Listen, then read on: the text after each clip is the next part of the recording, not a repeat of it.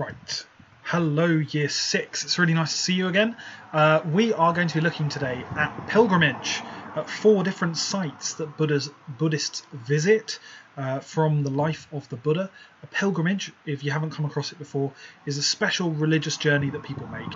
Muslims go to Hajj, Catholics go to, say, Walsingham or to Lourdes.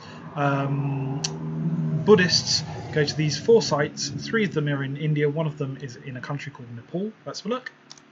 So, what is a Buddhist pilgrimage?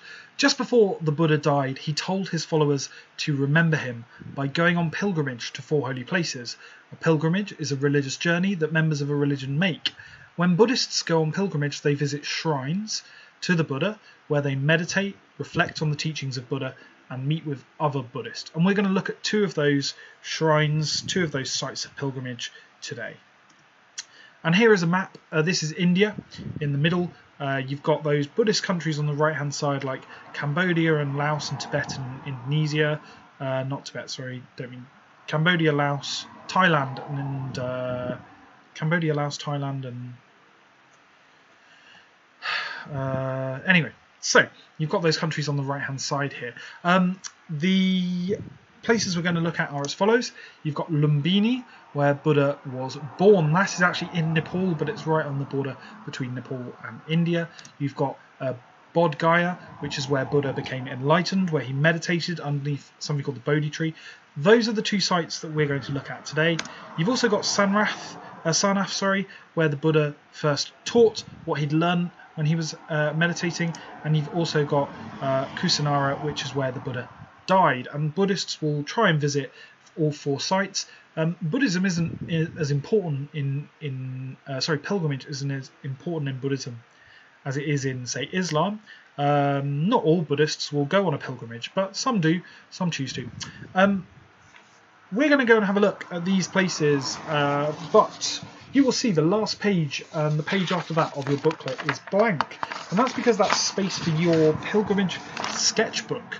So you are going to be, if you want, pausing the video, if you want to go and investigate these places yourself on Google Maps or Google Images, that might be a good idea. And you're going to sketch what you see.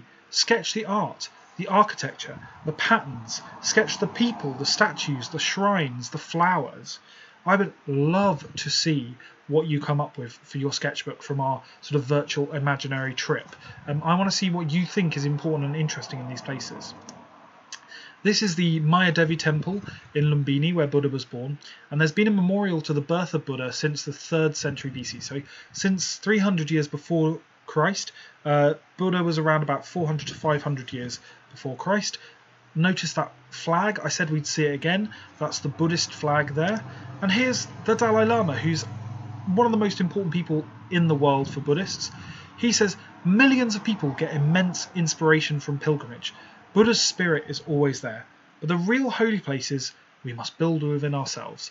So like I say, although pilgrimage is important for Buddhists, it's also the case that it's more for Buddhists about using that pilgrimage to develop themselves, to meditate and to think about the Buddha's teachings. So this is Lumbini. This is the temple where you can, where supposedly Buddha grew up and Buddha was born. You've got 2 monks here wearing orange. This is very common Buddhist architecture. This sort of roof here with the bright colours, the patterns that you can see with this sharp tower that's called stupa. Monks often in these countries like Nepal become monks at a very young age. So this is a child here, and that's a statue there of baby Buddha, of Buddha as a child, of Siddhartha Gautama as a child. And there it is in more detail. So that's the young Buddha from his childhood, which is what people are remembering in Lumbini, something you could draw. These statues of Buddha, you will find them everywhere in Buddhism. They really help Buddhists to think about the teachings of Buddha when they're meditating. And some Buddhists, not all Buddhists, but some Buddhists believe that they have powers to be able to help people to reach enlightenment, that they can communicate with Buddha now that he's reached nirvana.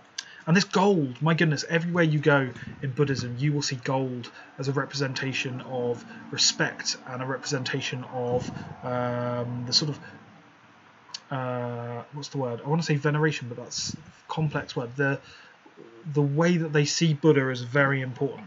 So lots of gold, lots of this sort of spiky architecture, lots of big pointy what are called stupas on the top of buildings, and these are prayer wheels. So you spin these around like they're a cylinder.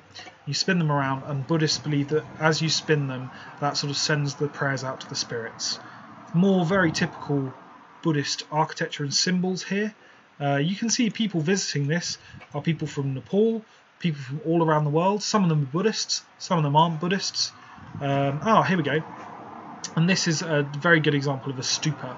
So a stupa is this building with a dome at the bottom and a tower on top. Sometimes they will have the bones of very important Buddhists inside them as a sort of like grave. Sometimes they're just there as a reminder of the teachings of Buddhism. So for example, there are always 8 rings on it, and those represent the Eightfold Path.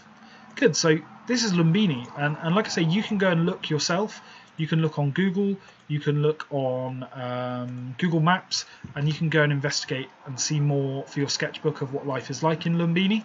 Yeah, really interesting place. This is very common Buddhist art with the different figures looking like that.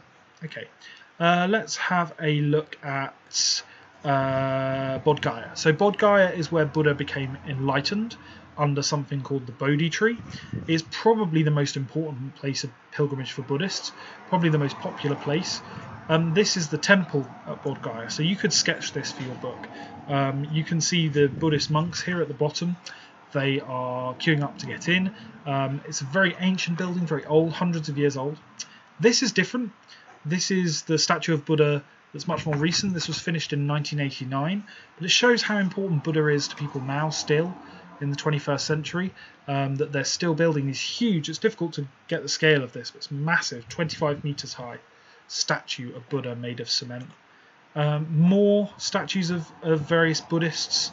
Another statue of Buddha himself.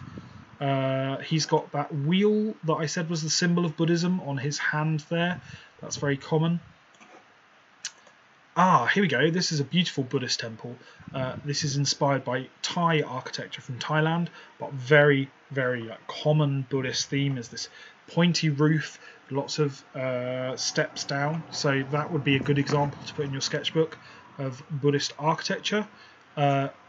Statue of the Buddha at night. That's quite a nice picture. Here you've got people visiting these ancient temples of Buddhism that have been here for hundreds of years. This is a nice picture. This is a Buddhist monk, and he is actually meditating under what's supposedly the same tree, the same Bodhi tree that Buddha became enlightened under. So you can understand why that's a very special, important place for Buddhists. So hopefully, there we go, Buddhist flags again, and there's the wheel of Buddhism, the 8 spokes, and the wheel of samsara, of life and death, going around the outside. Good. So do go and take a look at Bodh Gaya. Do go and take a look at Lumbini. Have a look online, see what you can find. Pause this video, make some sketches. Give me your impressions from our virtual tour of this really, really interesting place. I would love to see what you made of it and what you think of these Buddhist pilgrimages. That does bring our section on Buddhism to an end, really. It's been really interesting sharing this with you. I'd love to see your thoughts on it. Any questions that you have, perhaps I could answer those in another video. Do let me know. Lovely to speak to you virtually, and hopefully, I don't know, see you soon at some point, I'm sure. Right, good stuff, Year 6. Have a lovely half term, and I will see you next half term when we're going to be doing more RE. Bye, guys.